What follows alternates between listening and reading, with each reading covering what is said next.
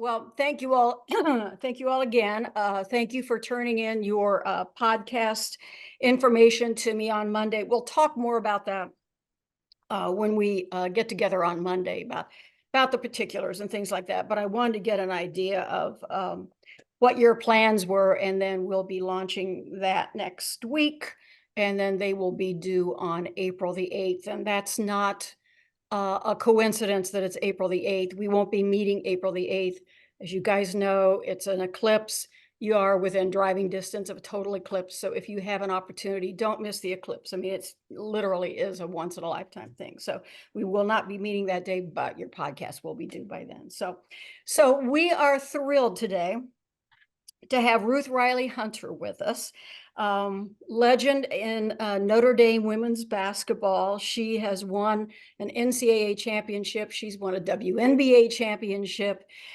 She has been in administration with the WNBA, with teams. She's been broadcasting, and now she is with the Miami Heat, Senior Director of Team Development. And I know that what we talk about here in this class is being a student athlete or being a student period, and you're looking to see what opportunities there are after graduation in sports. And I want you to see that one thing can lead to another.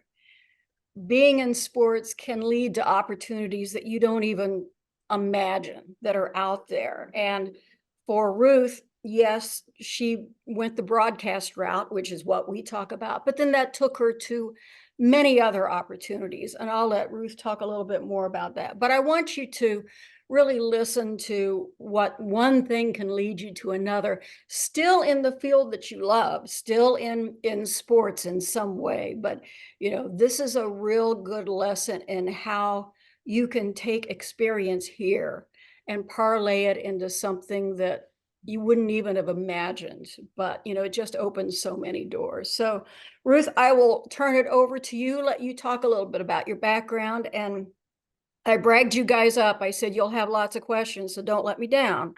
You're going to have lots of questions today, and I know you will anyway. But Ruth, I will turn it over to you and let you talk a little bit about your journey to where you are now. Well, thank you, Betsy. It's a pleasure to be with you all this morning. And I definitely have a very unique career path. It's never been linear for me. And I was blessed to play in the WNBA when I graduated from Notre Dame. So I was drafted to Miami, where I started my career and kind of made my home base throughout the 13 years I played professionally. But I really built relationships everywhere that I've been. And I'm sure when you get advice, everyone says it's who you know. And it really is in our industry, because it's such a small industry in sports. And so to be very intentional about, building relationships, I think is important, but building authentic relationships that, aren't just connecting with someone on LinkedIn, but actually, connecting on a mutual ground where you can stay and continue the conversation and stay involved with somebody, because you never know where that would lead. And so for me, the Miami Heat doesn't have much turnover. So when I first was drafted here, Eric Spoelstra, who is our head coach now, was actually one of our practice guys. Ron Rothstein, who was my coach, was a first Heat coach. Obviously, Pat Riley had been around. So the same guys have been around for almost 30 years, maybe 27 years since Pat's been here. So there hasn't been a lot of change. It's just people within the organization have moved up into different positions. And so for me to build relationships 22 years ago, and maintain those throughout time, it led me back to Notre Dame, or back to Miami later on in my career. And so I just want to start by saying, that as an important piece to, why I ended up in broadcasting down here. And another important piece of my journey is just really being intentional about finding opportunities to grow wherever I was. And so as a player, I played 13 years. I was the vice president of our Players Association, which is our union. And so 8 of those 13 years. And so I took a leadership position within our Players Association, and that gave me the knowledge that I needed down the road as a GM of a WNBA team, because I had helped negotiate two CBAs, which are collective bargaining agreements between the league and the Players Association. So because I took that intentional leadership step where I was as a player, not thinking someday I wanted to be a GM, but just thinking, how can I thrive where I'm at right now? That really gave me knowledge that set me apart, when I was looking for a career post playing. And so that knowledge really helped me grow. On my broadcasting fronts, when I would go back to Notre Dame after I graduated, it was really hard for me to actually watch the games because I would sit in the stands and fans would come up to me, and you guys know our fans are amazing, but I could never watch the team play because everyone would come up and talk to me. And so I thought, I talked to our radio play-by-play guy, and he said, well, just put on a headset and join me for the game. And so then I had a front row seats.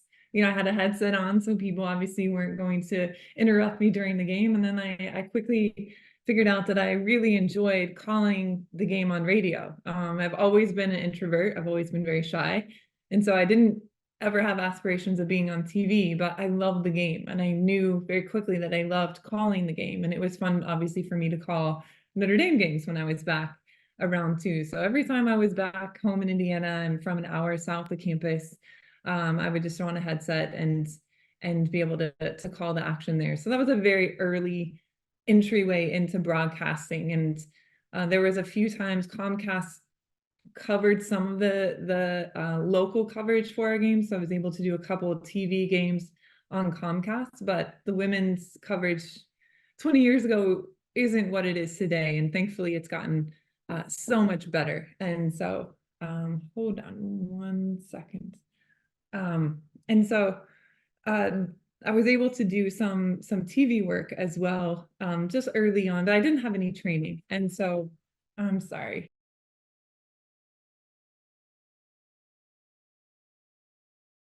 Oh, sometimes you get called away.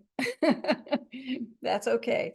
I did mention to you last week that we were going to have another guest, Jordan Cornett, who was going to be here. He is doing NCAA tournament games. So we are going to have him next week. So we will be catching up with him. So Ruth, take it away. Sorry about that. That's okay. So what I quickly learned, as an athlete, I loved preparation, and I got my confidence from preparing, and I felt very inadequate going on TV because that's just a different industry. And so without the coaching, and real training, I thought that was a challenge for me. And so I knew if I wanted to do that more, I'd really have to, to get quality coaching and training in that regard. But also there wasn't a ton of opportunity back then. So I just took the chances that I had. And fast forward, I played 13 years. I came back to Notre Dame to get my master's in business, our executive MBA program, graduated from there in 2016. So the 2 years I was back on campus and was able to do a lot of the women's games, handful of men's games as well. And so it's amazing. Our broadcast centers, you guys have probably seen, is incredible on campus. It's so awesome to think of, just every sport being able to be streamed and brought to fans in a different platform and capacity, now than it used to be. And so I used those 2 years to really call some games, either TV, or when I was on the road, I would do radio as well if I traveled with the team. And then when I graduated from grad school, I had the opportunity to be the general manager of the WNBA team I had played for. And so when I talk about relationships, Miami and San Antonio are the two teams that I played the longest or had the deepest connections with. And so I spent 5 years in San Antonio, and there's another organization that hasn't had a lot of turnover. If you guys know the Spurs, Greg Popovich has been there forever. R.C. Buford's been there forever. And so R.C. was the GM of the Spurs at the time. He's now the CEO of the team. And so he brought me back and said, Ruth, like, our general manager is retiring, so we'd like to hire you for that position.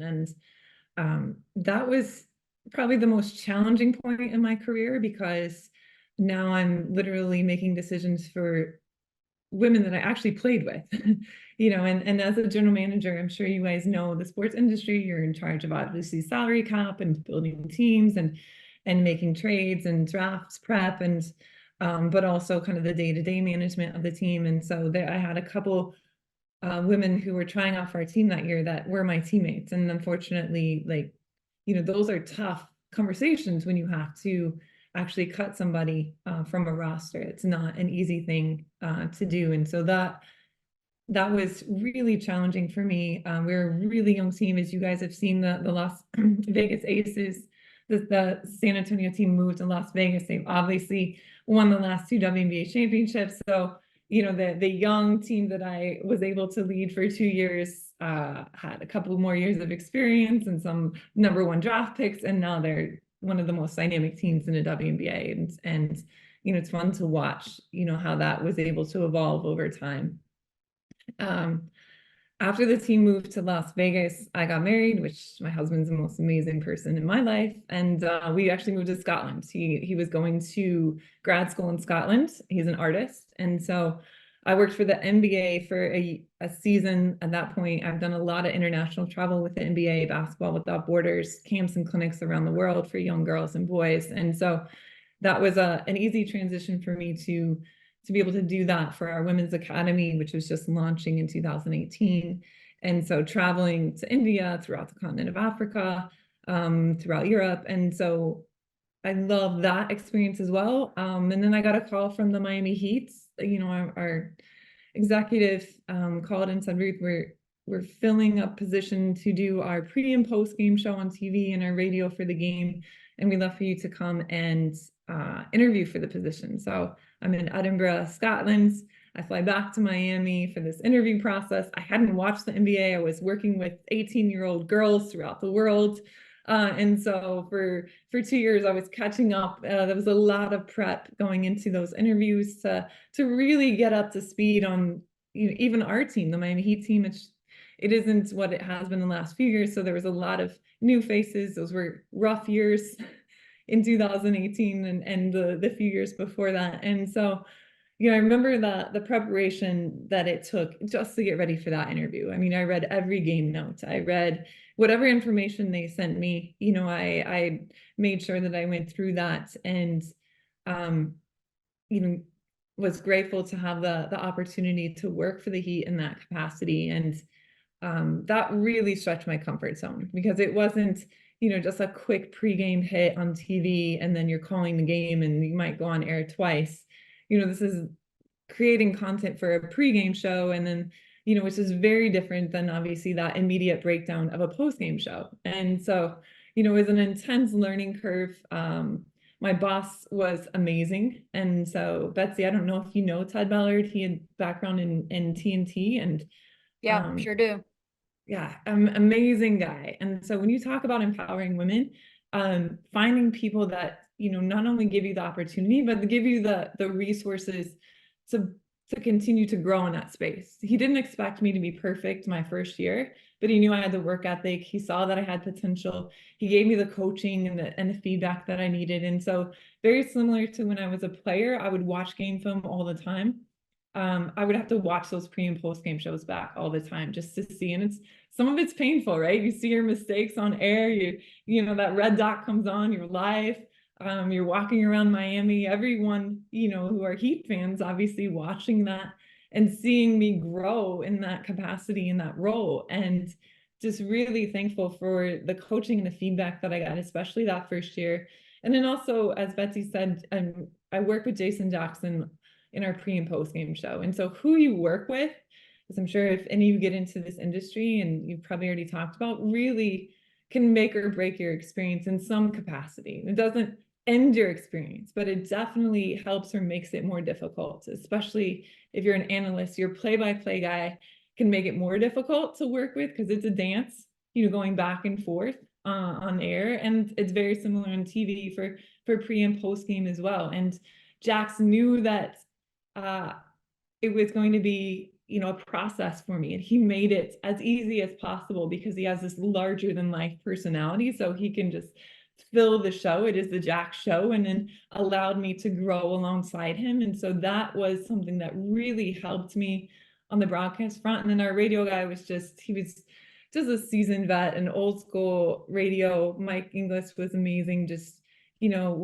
would allow me to really evolve in that space as well. And so those 4 years that I did TV for the Heat, I really enjoyed. But I will say that the biggest things are, you have to really approach it.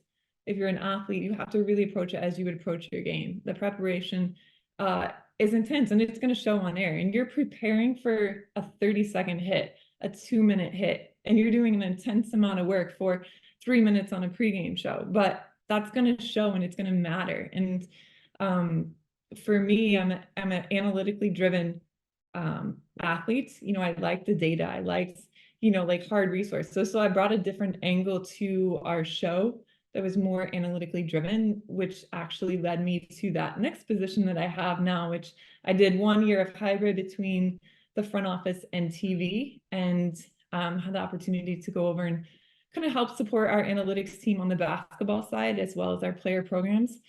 But I'll tell you, doing both front office and TV work is a bit challenging and very unique. And quite honestly, most teams don't want you to be on air because they're afraid, that knowledge that you have in the front office, they obviously don't want that to go out on television. So, at some point I knew I would have to make a decision. So moved over completely to the front office.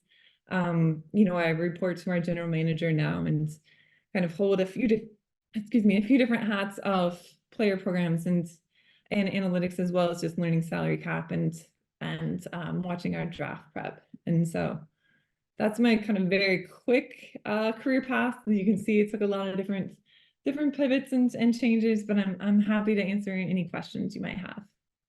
And I'm going to jump in real quick, Ruth, with a question before we open it up to the students. I know that you've been very active in charitable causes. You've testified on Capitol Hill. Billie Jean King always said that she knew that she needed to succeed in tennis so that she would have a platform that people would listen to her when she talked about the causes that she was so passionate about. Did you have that in the back of your mind that, okay, I need to be a public figure so I can talk about women and girls being involved in sports, so I can talk about the issue of hunger? Is this something that was in your mind, or did it just kind of come organically? I think it came organically, and my faith is very important to me. And it started at Notre Dame, honestly. I think I first realized the platform I had. We won that national championship my senior year, and I saw the way that fans related to us. And I realized quickly, like, how I reacted to that, was going to be defining who I was, but also, was going to create a platform. And it was up to me what kind of platform I wanted to create with our fans at Notre Dame, and how intentional I wanted to be with my time to make sure that, I was creating time and space for things that I said were priorities to me. And I think that was what I found in the WNBA as I then kind of traveled the world with different humanitarian efforts with the UN, spent a lot of time, with HIV work and malaria work throughout the continent of Africa, as well as hunger work throughout the United States, and especially in our local community as well. And I realized early on, I didn't want to be an athlete with good intentions. I feel like people often want to do the right thing, but there's a disconnect between intentions and actions. And I didn't want that to be my story. I wanted to make sure that I was carving out space in my off season, or making priority in my day-to-day, where I was actually doing things that I knew were important to me, and not waiting someday down the road when I was done playing and had more time, because we really never have more time. And so I do think my faith calls me to do that. But the more success I had as an athlete, winning the Olympics in 2004, the success I had, playing on really good teams in the WNBA, I realized that platform just got bigger. And so the opportunities that I was asked to do got bigger. And that was definitely nerve-wracking, testifying in front of Congress. I mean, talk about a unique audience there, but I was able to share my story about hunger related issues and how that affected my family. Good, thank you. Questions from the students, please. Thank you so much for hopping on with us. I wanted to ask how you think ultimately your front office approach helped you really dive in and understand the front office for those pre and post games, especially when you're team affiliated. You can really dive in because you are speaking to fans that know the team really well. So how did that GM approach that you had early in your career allow you to step forward and bring that inside basketball approach a little bit to the pre and post game show? It's a great question, Jacob. I think the analytics aspect, obviously I'm not big into sports betting, but people are interested in the numbers in a different way now. And I quickly learned there's Second Spectrum is a camera system we have in the NBA that gives us data that it's not on the women's side yet. Hopefully we're going to catch up and get that, because that information we get from all those cameras within our arena breaks down every play in a unique way. So the efficiency of our pick and rolls, the quantity of a certain play type, those are types of things that I brought to our pregame show that our analysts have been looking at traditional box scores before, and so it was just a different angle. And that website also gives you access to like video content where I could just very quickly look up every pick and roll our guys run, with a combination that you can filter in a million different ways. And so I was able to, for me, I found every video clip that I spoke to, which is really unique for analysts. I think they usually say, I want to talk about pick and rolls. And I really early found like they would pull clips of like a handoff. And I'm like, yeah, but that's not a pick and roll, that's a dribble handoff. And so I realized that, the people that I was working with, as lovely as they were, didn't have the basketball knowledge that I had or didn't understand what I was looking for. So I would pull every clip, send it to them. I was like, I want to speak to this clip, and this clip.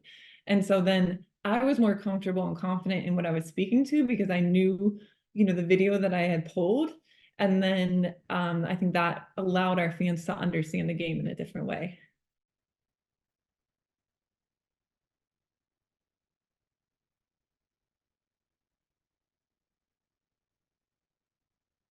Who else has a question? You were talking about the transition from radio to television and how at first you perhaps didn't even see yourself in television. What do you feel was the crucial thing that allowed you to make that transition so successfully and perhaps build that confidence that you at first that you didn't have in television? I would say two things. One, being willing to challenge your comfort zones. As an introvert, I didn't want to be on TV. I didn't have this aspiration that I wanted, to be on TV, but I love the game, and this was a unique opportunity. And I felt that, I really felt that I could grow into that space. And so, as much as every time I went on air, I was nervous and anxious and, a little like unconfident, I still stepped into that space. And so it's not going to be perfect. You have to give yourself grace to learn and to grow. And I think that's really important. And it's hard to do when you're on air. But you have to, as my colleague Jax would say, you have to forget fast. You have to learn fast, and then you have to forget it, because that camera's still rolling. And so you can't spend any time worrying about what you just said. You have to stay in the moment to be able to finish each clip strong. And so I feel like I had great advice that helped me thrive in that space.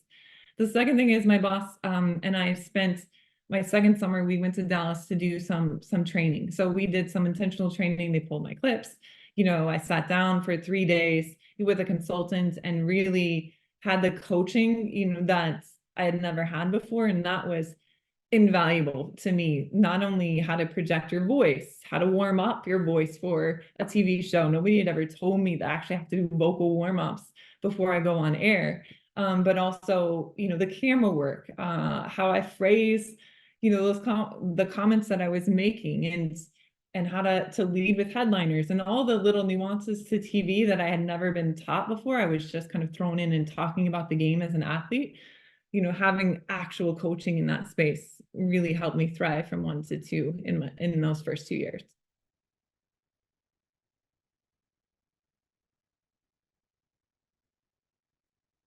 Anybody else? KK, Hey, you've got a I big also have a question about we transitions, go. but a little bit more focused on the player side of things. So I wanted to ask you about how your experience as a player informed your analysis of the game and how you were able to relate to players, coaches, and just sort of follow up. Do you think that it has allowed you to empathize more with players as you analyze the game?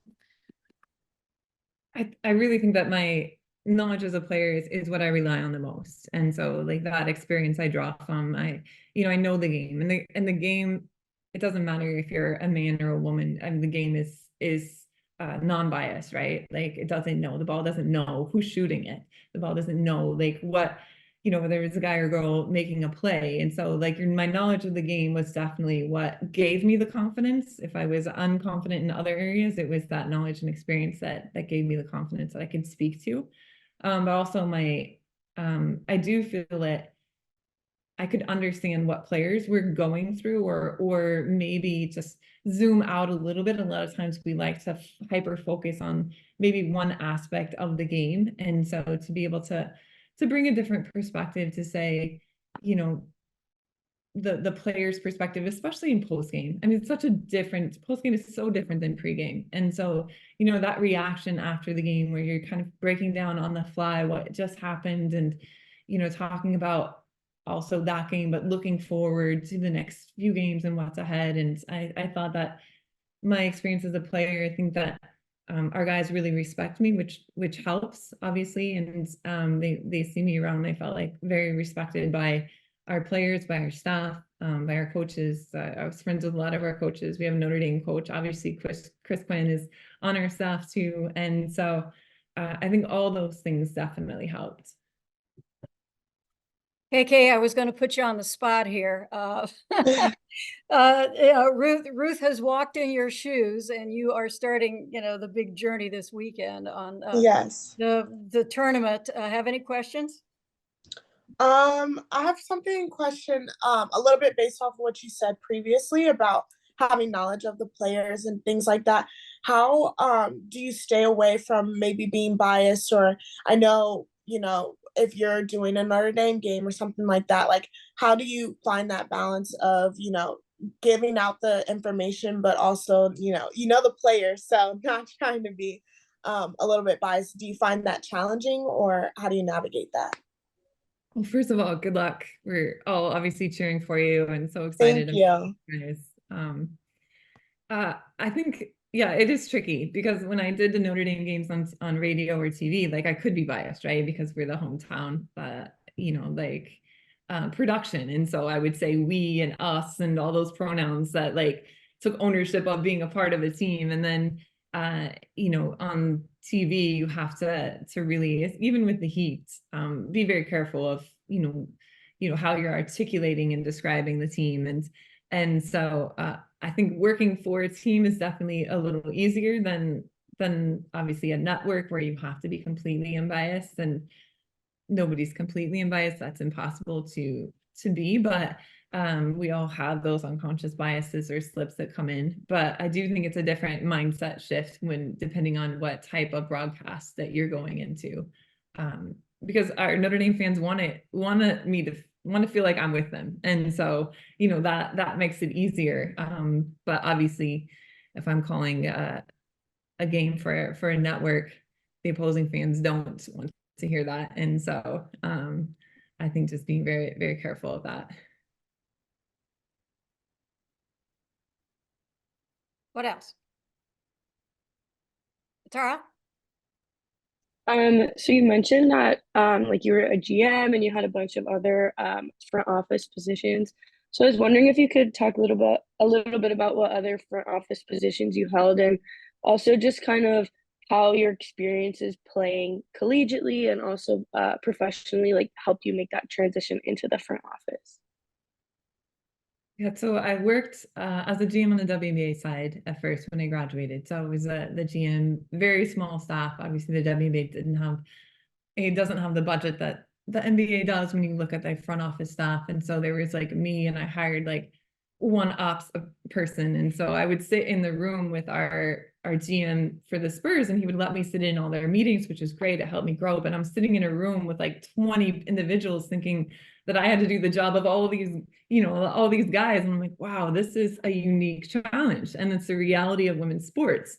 And so I had to be creative in how I found other resources. So I found like an analytics club at a local university that was able to do data analysis for me, or different things that I had to do that were unique and resourceful on the WNBA side that just the NBA doesn't have to do. And then on the NBA side, it has been really interesting because every team is structured differently. If you pull an org chart for every front office in the NBA, and obviously there's not many of them and there's not many people working within that space, but that org chart is actually going to look very different. Some have 4 assistant GMs, some have, different title positions. My title is the Senior Director of Team Development. And that's very intentional because I wanted to be able to go over a couple different buckets that our team involves and not just siloed into scouting or analytics or player programs, or just one focus. And so that allows me to have a touch point across a lot of different aspects of our team. And as a player, I just think that. Quick question for you. So circling back to a couple of questions you were asking earlier about, your view of the court as a player, do you ever find yourself like thinking about, I guess, aspects off the court and how that's affecting college athletes in a way that it wouldn't necessarily affect professional athletes? So for example, like it's midterms week, like somebody had a breakup, things like that. Do you ever find that like getting like into the way that you're broadcasting? I haven't done college games in a while, but I do think that there is a reality to the workload, especially if you're calling games around.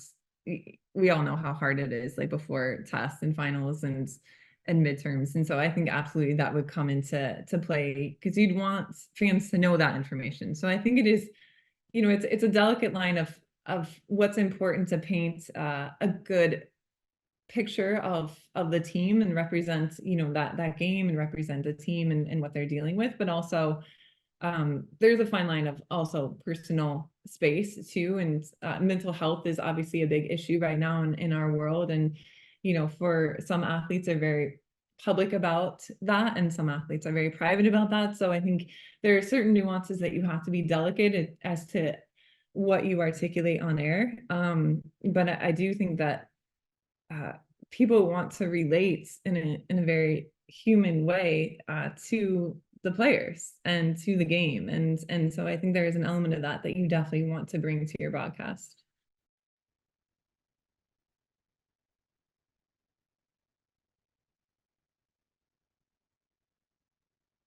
Any other question? I Jake? want to circle back on a question that you had regarding consulting, and you talked about this in having that consultant, having that time to work with individuals. Can you take us through that? Because that's one of the interesting things I think that goes so hidden within the industry is this next level of performance. And like you talk about reviewing the film. So what do you think some of the most pivotal points that you got from the conversation that you've been able to bring, not just within your broadcasting career, but also your front office career from those consulting opportunities?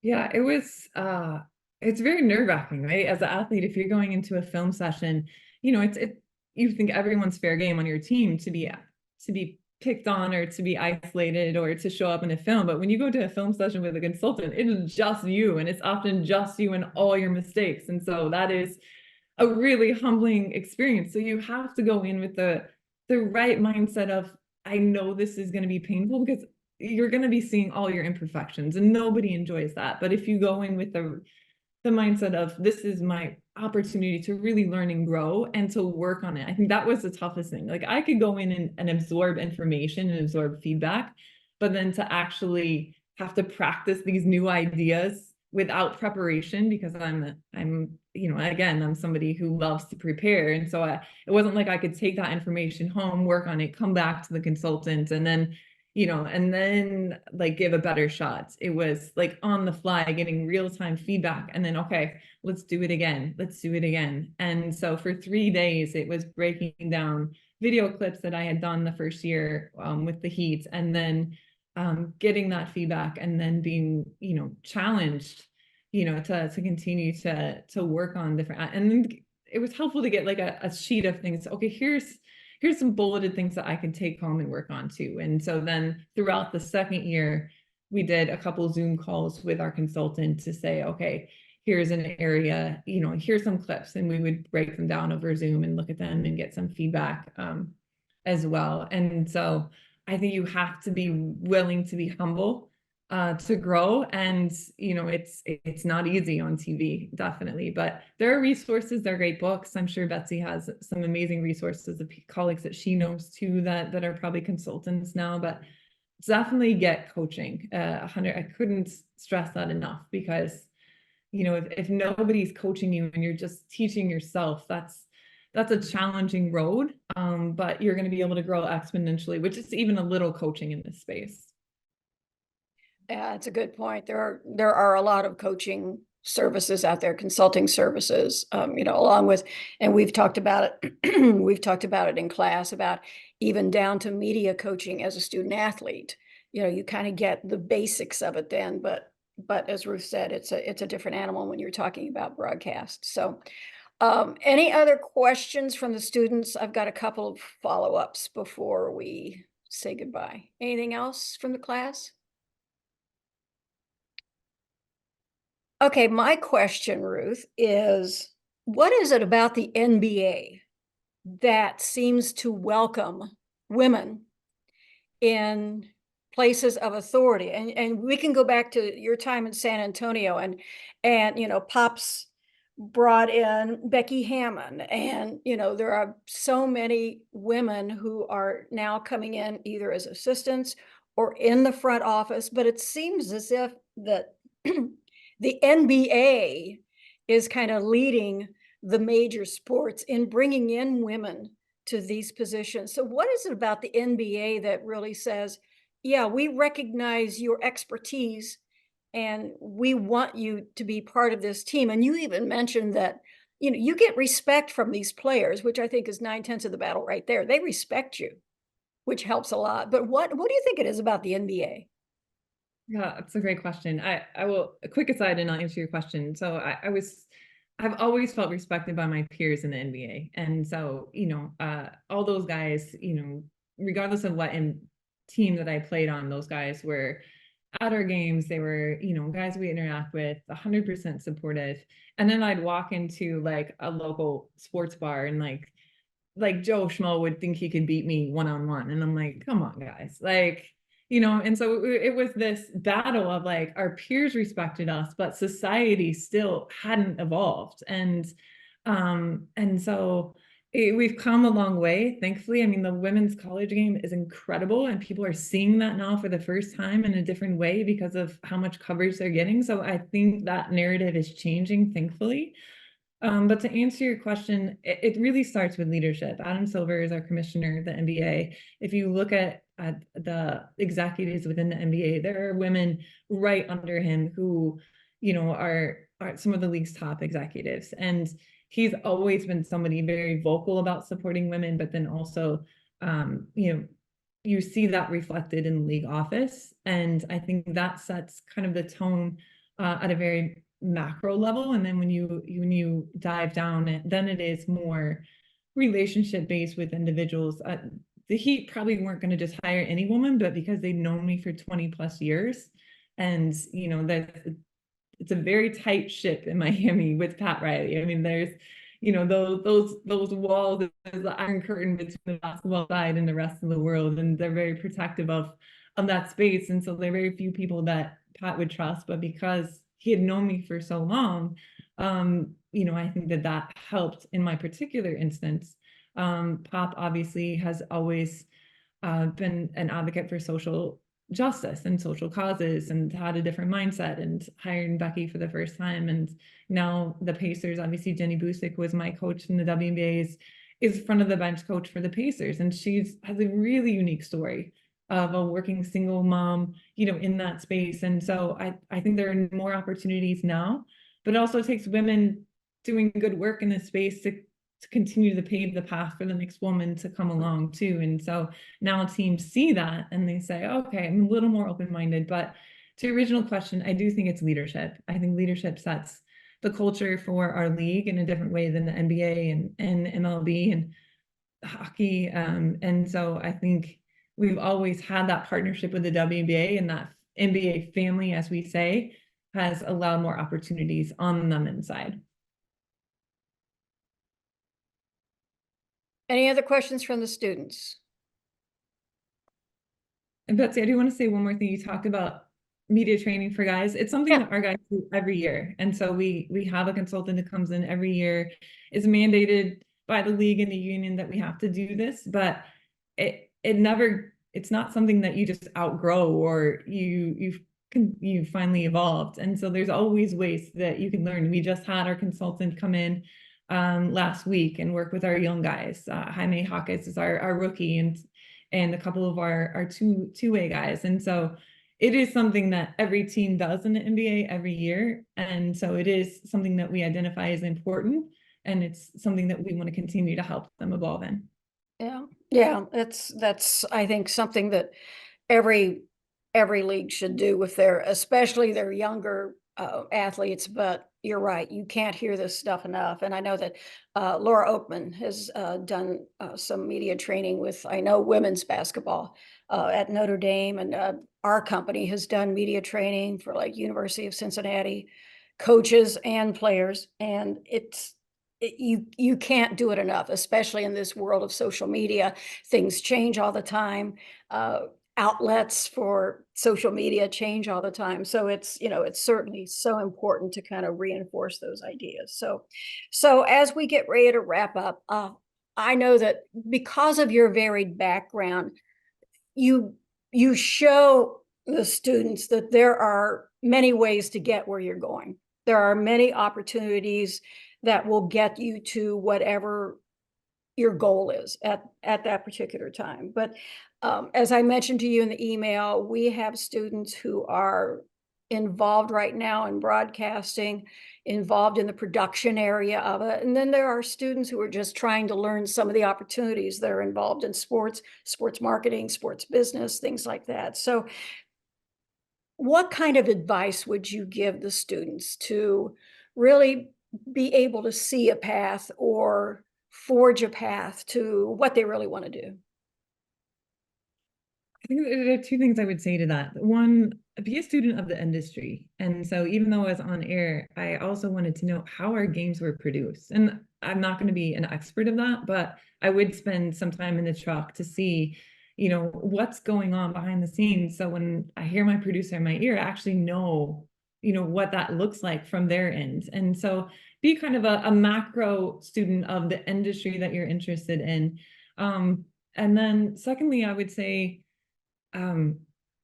you have to be open to your path not being linear and not being fast. And so you have to be okay with taking an internship and working your way in. I mean, now our sideline reporter, Kelly Sacco, I mean, she has an amazing journey, but she started as a production assistant, and she was a college athlete, but she was a softball player. Now she does the Marlins games. She does a Heat pre and post game show and is a studio host. But she started years ago just as a production assistant, just getting her foot in the door. And those years aren't fun when you actually see where you want to go and you're kind of close to that space, but you're not quite there yet. You have to be patient in that process and thrive where you're at and learn as much as you can where you're at until you're able to take that next step, because opportunities are going to come. You just want to be prepared for them. And so if you're always looking ahead, you're not gaining the skills and resources that you need where you are.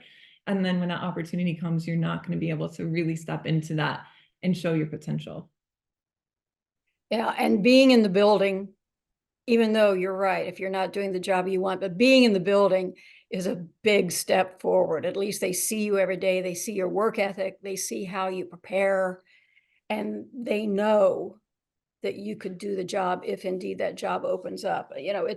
We all want to hire people that we know their skills and we're familiar with what they can do. So if you can just be in the building, that is a big step forward. So Ruth, I appreciate your time. I do. It was a little bit last minute, but JJax was very kind to suggest that you might be able to do this. And so I appreciate it. Molly says, hey.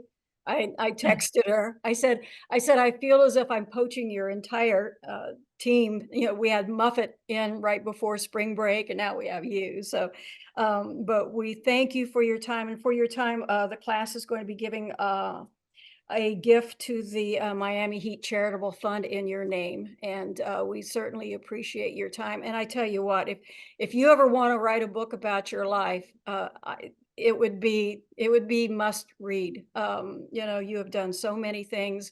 You know, a kid out of North Miami High School in Indiana, and you know, if you're from I'm from Connersville, Indiana, so I think people, especially in Indiana, going back to my Hickory Husker story, people in Indiana know what the game of basketball means and where it can take you. And, you know, you have so many doors that opened up just because of that. So, Ruth, thank you again. Tell J-Jax I said hello. Thank you to all the students. And we will, on Monday, we'll be talking a little bit more about your podcast, and we'll be wrapping up the interview section. And then we are a sprint to the finish. It's going to be close to being the end of the semester. So, Ruth, thank you. Everybody in class, thank you. Have a good weekend, and we will see you on Monday. Take care.